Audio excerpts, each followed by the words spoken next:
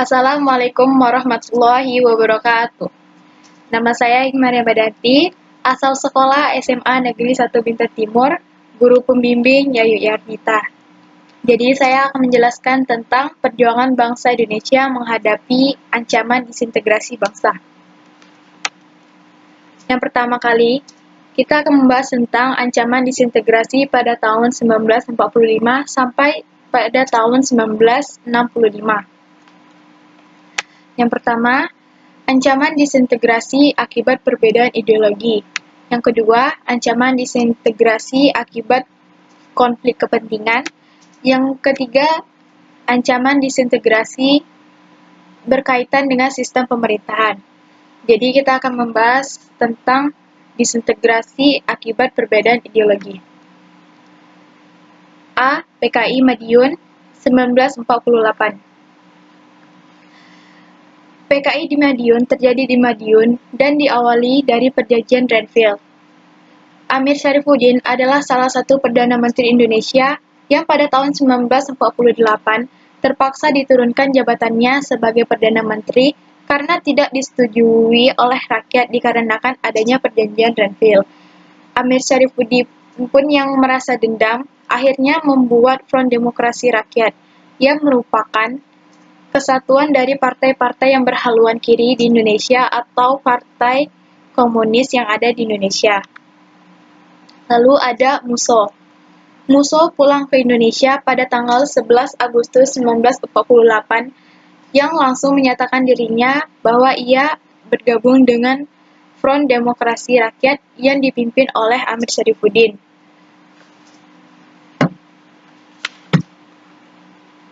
Lalu mereka berdua pun berencana untuk mencapai tujuannya masing-masing.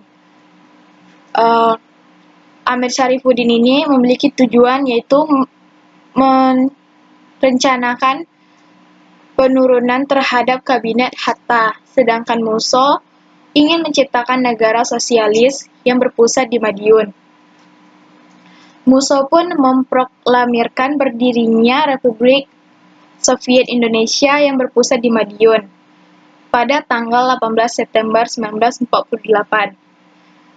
Pemerintah RI yang mendengar hal tersebut langsung berusaha memberantas pemberontakan yang terjadi di Madiun dengan cara mengirimkan pasukan bersenjata ke Madiun. Amir Syarifuddin pun akhirnya ditangkap dan MUSO pun tertembak mati. Di antara pasukan mereka ada yang kabur ke Kediri dan ada juga yang ditangkap. Lalu yang B, DITII, Darul Islam Tentara Islam Indonesia. Jadi DITII ini ada di 5 daerah. Yang pertama ada di Jawa Barat yang dipimpin oleh Kartosuwiryo. Yang kedua ada di Jawa Tengah yang dipimpin oleh Amir Fattah. Yang ketiga di Sulawesi Selatan yang dipimpin oleh Kahar Muzakar. Yang keempat di Kalimantan Selatan yang dipimpin oleh Ibnu Hajar. Dan yang terakhir di Aceh yang dipimpin oleh Daud Beureh. Yang pertama DITII di Jawa Barat yang dipimpin oleh Kartosuwiryo. Karena adanya Perjanjian Renville, pasukan Indonesia pun harus mundur dari Jawa Barat. Namun, hal tersebut ditolak oleh Kartosuwiryo dan pasukannya. Pada saat itu, Bandung yang mengalami kekosongan kekuasaan dimanfaatkan oleh Kartosuwiryo dengan memproklamirkan berdirinya Negara Islam Indonesia. Untuk menumpas DITII di Jawa Barat, pemerintah mengirimkan tentara divisi Siliwangi ke Jawa Barat. Operasi ini juga disebut dengan Operasi Baratayuda. Dalam operasi ini, Kartosuwiryo pun tertangkap dan tertembak mati di tahun 1952. Yang kedua, DITII di Jawa Tengah yang dipimpin oleh Amir Fattah. Hal ini terjadi dikarenakan Amir Fattah ini ditawari sebagai Panglima DITII di Jawa Tengah oleh Kartosuwiryo. Lalu Amir Fattah ini pun menyetujuinya dan ia pun ikut bergabung di DITII. Pemberontakannya pun berhasil dipadamkan pada tahun 1961 ketika Amir tertangkap dikarenakan kurangnya dukungan dan dari penduduk sekitar. Yang ketiga, DITII di Sulawesi Selatan, yang dipimpin oleh Kahar Muzakar. Kahar Muzakar ini merupakan tentara yang bertugas di Jawa dan dipulangkan ke Sulawesi Selatan untuk mengatasi pemberontakan dari KGSS atau Komando Gerilya Sulawesi Selatan. Namun, Kahar Muzakar ini bukannya menyelesaikan masalah, tetapi ia malah ikut bergabung dalam KGSS ini. Setelah bergabung, dia pun menyatakan dirinya termasuk ke dalam DITII. Kahar Muzakar pun mati tertembak pada pertempuran di tahun 1953. Lalu yang keempat ada DITII di Kalimantan Selatan yang dipimpin oleh Ibnu Hajar. Ibnu Hajar ini merupakan Panglima Angkatan Laut di Kalimantan Selatan yang merasa kurang puas karena kebijakan pemerintah yang akan membubarkan Angkatan Laut di Kalimantan Selatan. Ia pun bergabung ke DITII. Namun pada tahun 1963, Ibnu Hajar tertangkap dalam sebuah pertempuran dan ia pun dihukum mati oleh pemerintah. Dan yang terakhir, DITII di Aceh yang dipimpin oleh Daud Beureh. Ketidakpuasan rakyat Aceh ketika mereka dimasukkan ke dalam Provinsi Sumatera Utara. Pada tahun 1953, Daud Beureh mengumumkan bahwa Aceh masuk ke dalam bagian dari negara Islam Indonesia.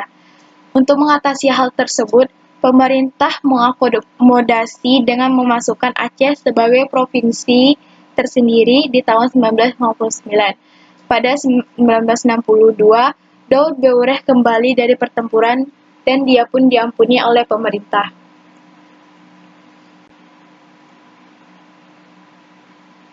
Lalu ada pemberontakan G30 SPKI. Peristiwa G30 SPKI ini terjadi malam hari tepat saat pergantian tanggal 30 September menjadi 1 Oktober tahun 1965. Peristiwa ini melibatkan anggota PKI dan pasukan Cakra-Birawa. Gerakan tersebut bertujuan untuk menggulingkan Soekarno dan mengubah Indonesia menjadi negara komunis. Gerakan tersebut diprakarsai oleh Dipa Nusantara Aidit yang merupakan ketua dari PKI saat itu. Dan Aidit saat itu melancarkan hasutan-hasutan kepada rakyat Indonesia untuk mendukung PKI dan menjadikan Indonesia sebagai negara yang lebih maju. Dan Aidit dinyatakan sebagai dalang dari G30 SPKI oleh pemerintah Republik Indonesia pada masa Presiden Soeharto.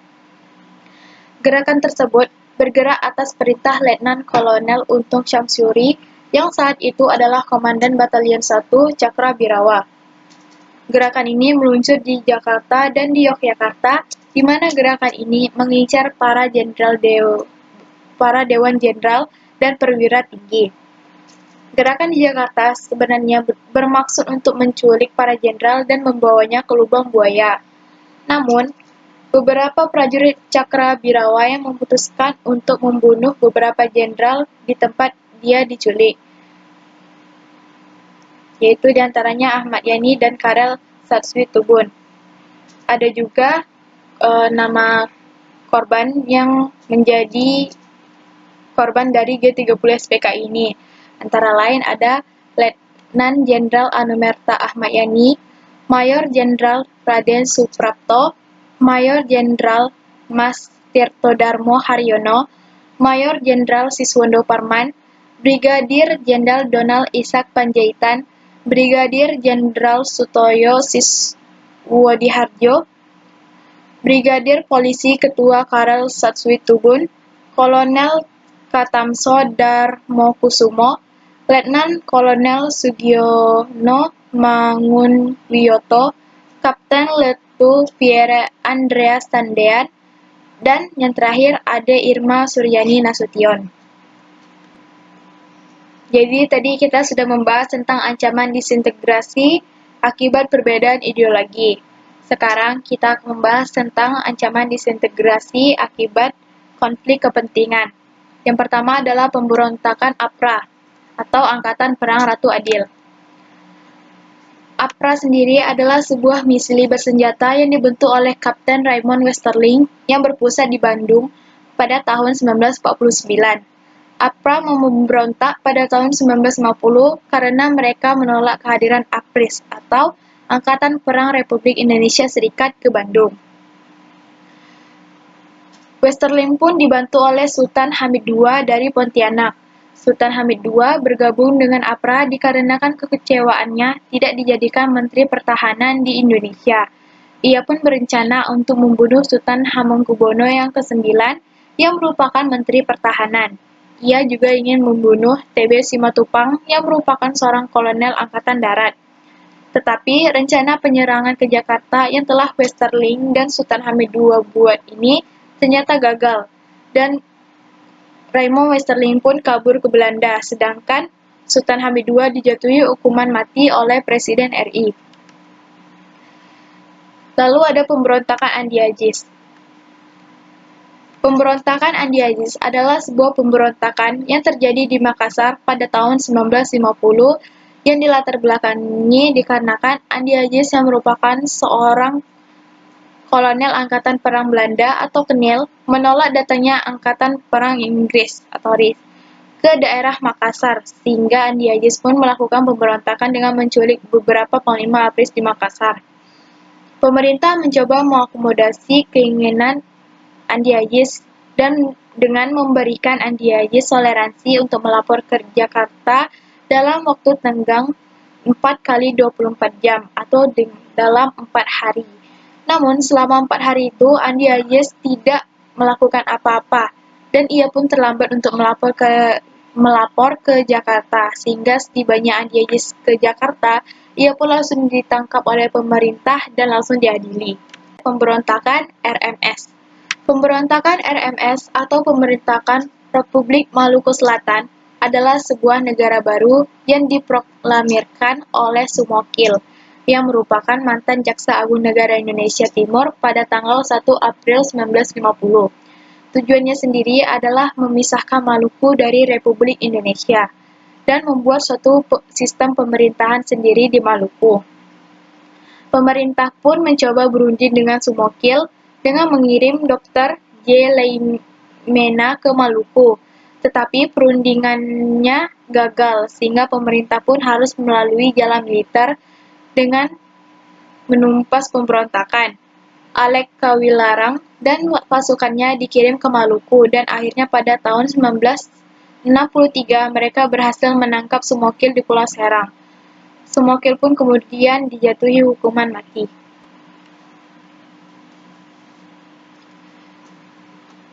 Lalu kita masuk yang C, yaitu ancaman disintegrasi yang berkaitan dengan sistem pemerintahan. Yang pertama adalah pemberontakan PRRI Permesta.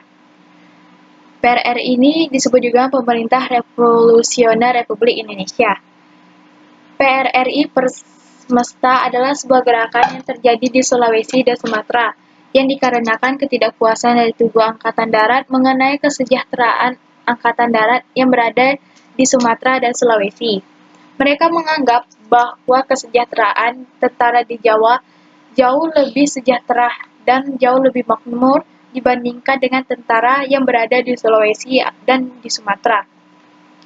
Hal ini pun mengakibatkan mereka mendirikan beberapa dewan, antara lain adalah Dewan Banteng, Dewan Gajah, Dewan Garuda, dan Dewan Manguni. Dewan-dewan tersebut bertugas untuk merebut pemerintahan di daerah masing-masing. Pada 15 Februari 1958, Ahmad Hussein menyatakan dewan-dewan tersebut termasuk ke dalam sebuah berontakan yang disebut dengan PRRI, dan dirinya mengultimatum pemerintah pusat serta mengatakan bahwa telah dibentuknya pemberontakan PRRI ini. Selanjutnya, berita mengenai adanya PRRI menyebar ke daerah Sulawesi dan yang lainnya, sehingga di Sulawesi muncul gerakan Permesta yang merupakan gerakan dukungan terhadap PRRI. Operasi militer pun langsung dijalankan, dan di tahun yang sama, yaitu 1958, mereka pun berhasil dipadamkan. Lalu yang B, ada persoalan negara federal dan BFO. Latar belakang persoalan negara federal dan konferensi pembentukan Badan Permusyawaratan Federal atau BFO pada 27 Mei 1948 dilatar belakangi oleh sikap Belanda yang tidak mau mengakui kedaulatan negara Republik Indonesia. Meskipun dalam hal ini Indonesia telah dinyatakan merdeka melalui proklamasi di tahun 1945. Kedatangan Belanda pasca proklamasi membuat haluan politik Indonesia berubah. Jika awalnya Indonesia menyamakan negara kesatuan, maka dengan ancaman kedatangan Belanda, Soekarno mengubah bentuk negara kesatuan menjadi federal yang dipimpin oleh Syahrir. Alasannya, Pak Mung yang merupakan pemimpin tidak mau berundi Soekarno. Perubahan bentuk negara ini hanya bersifat politis. Selanjutnya, kita akan masuk ke dalam perjuangan tokoh penjaga keutuhan negara. Yang pertama ada Frans Kaisepo. Frans Kaisepo lahir di Wardobia, Papua, 10 Oktober 1921. Pada usia 24 tahun, ia mengikuti kursus Pamong Praja di Jayapura dan salah satu pengajarnya adalah Sugoro Amoprasojo yang merupakan mantan guru taman siswa. Sejak bertemu dengan beliau, jiwa kebangsaan Frans Kaisepo semakin tumbuh dan kian bersemangat untuk mempersatukan wilayah Irian ke dalam NKRI. Peran dari Frans Kaisepo ini antara lain mendirikan Partai Indonesia Merdeka di Biak, Papua pada 10 Mei 1946, mendirikan partai politik Irian yang menuntut penyatuan Netherlands New Guinea atau yang disebut dengan Papua, dan menyatukan suara rakyat Papua dalam penentuan pendapat rakyat atau PAPERA agar menyatukan Papua ke dalam NKRI. Yang kedua adalah Silas Papare. Silas Papare lahir di Serui, Papua, 8 November 1918. Ia merupakan pejuang penyatuan Irian Jaya atau Papua ke dalam wilayah Indonesia. Pada bulan Oktober 1949 di Yogyakarta, ia mendirikan Badan Perjuangan Irian di Yogyakarta dalam rangka membantu pemerintahan Republik Indonesia yang memasukkan wilayah Irian Barat ke dalam wilayah RI. Peran Silas Papare yaitu Silas Papare ini berjuang membebaskan untuk menyatukan Irian Barat dengan RI ketika Irian Barat berada di bawah kekuasaan Belanda. Ia pun juga mendirikan Partai Kemerdekaan Indonesia Irian atau PKII dan mendirikan Badan Perjuangan Irian. Yang ketiga ada Muhammad Yamin. Muhammad Yamin lahir di Talawi, Sawah Lunto, Sumatera Barat, 24 Agustus 1903. Ia merupakan sastrawan, sejarawan, budayawan, politikus, dan ahli hukum yang telah dihormati sebagai pahlawan nasional Indonesia. Peran dari Muhammad Yamin ini antara lain berjuang melalui pemikirannya dan karya sastranya, dan menyumbangkan konsep Pancasila dan Undang-Undang Dasar 1945. Yang ketiga ada Ida Ana Agung GDE Agung. Ida Ana Agung GDE Agung lahir di Gianyar, Bali, 24 Juli 1921. Ia merupakan ahli sejarah dan tokoh politik Indonesia di Bali. Ia juga berposisi sebagai Raja Gianyar, menggantikan ayahnya, yaitu Ana Agung Ngurah Agung. Peran Ida ini adalah pada Februari 1949, ia memimpin delegasi BFO ke Bangka. Ia pun mengadakan pembicaraan mengenai pimpinan RI yang ditawan Belanda. Dan ia pun memiliki ide untuk diadakannya konferensi antara Indonesia guna menyamakan pendapat antara BFO dan RI. Ini dia. Yang keempat adalah Sri Sultan Hamengkubuwono ke-9. Sri Sultan Hamengkubuwono IX lahir di Ngayogyakarta, Hadiningrat, 12 April 1912 dengan nama asli Gusti Raden Mas Dorojatu. Ia merupakan putra dari Sri Sultan Hamengkubuwono yang ke-8 dan Permaisuri Kanjeng Raden Ayu Adipati Anom Hamengkunegara. Perannya Hamengkubuwono yang ke-9 ini antara lain menyatakan Kesultanan Yogyakarta sebagai wilayah dari NKRI, Lalu ia mengeluarkan Maklumat Nomor 5 Tahun 1945 pada 26 Oktober tahun 1945 yang berisi mobilisasi gerakan rakyat untuk ikut mempertahankan kemerdekaan. Yang kelima ada Sultan Syahrir Qasim II. Sultan Syahrir Qasim II lahir di Siak Sri Indrapura, Riau 1 Desember 1893. Ia merupakan Sultan ke-12 Kesultanan Siak. Ia dinobatkan sebagai Sultan saat berumur 21 tahun. Perannya Sultan Syahrir Qasim II ini menjadi Raja Siak Indrapura pada tahun 1915 dan membentuk Komite Nasional Indonesia di Siak, Tentara Keamanan Rakyat atau TKR, dan Barisan Pemuda Republik Indonesia. Selanjutnya ada Gatot Subroto. Jenderal TNI Gatot Subroto lahir di Sumpiyuh, Banyumas, Jawa Tengah 10 Oktober 1907. Jenderal Gatot Subroto dikenal sebagai tentara yang aktif di 3 zaman. Dia pernah menjadi tentara Hindia Belanda atau Kenil pada masa kedudukan Jepang, dan masa kemerdekaan beliau ia menumpas PKI. Pada tanggal 11 Juni 1962, Gatot Subroto wafat di usia 54 tahun akibat serangan jantung. Pangkat terakhir yang disanangkan adalah Letnan Jenderal. Atas jasa-jasa perjuangannya, ia dianugerahi gelar Tokoh Nasional atau Pahlawan Kemerdekaan Nasional. Jadi perannya Gatot Subroto ini, ia menjadi tentara TKR untuk berjuang mempertahankan kemerdekaan saat pertempuran Ambarawa. Ia berhasil mengepung dan membuat sekutu mundur. Ia juga terlibat dalam operasi militer penumpasan gerakan PKI Madiun tahun 1948, dan ia juga mengatasi pemberontakan PRRI Permesta. Lalu ada Siswondo Parman. Siswondo Parman lahir di Wonoboso, Jawa Tengah, 4 Agustus 1918. Ia merupakan salah satu pahlawan revolusi Indonesia dan tokoh militer Indonesia. Ia meninggal dibunuh pada peristiwa gerakan G30 SPKI dan mendapatkan gelar Letnan Jenderal Anumerta. Peran dari Siswondo Parman antara lain, pada 11 November, ia diangkat menjadi Komandan Polisi Militer Jakarta dan menduduki sejumlah posisi di Polisi Militer Nasional, Haki, dan Departemen Pertahanan Indonesia sebelum dikirim ke London. Lalu ada Slamet Riyadi. Slamet Riyadi lahir di Surakarta, Jawa Tengah, 16 Juli 1927. Meninggal di Ambon, Maluku, 4 November 1920. Ia merupakan seorang tentara Indonesia. Slamet Riyadi meninggalkan naskah tulis berjudul Pedoman Gerilya 1 dan 2. Namanya pun diabadikan sebagai nama kesatrian Grup 2 Kopassus Kartasura.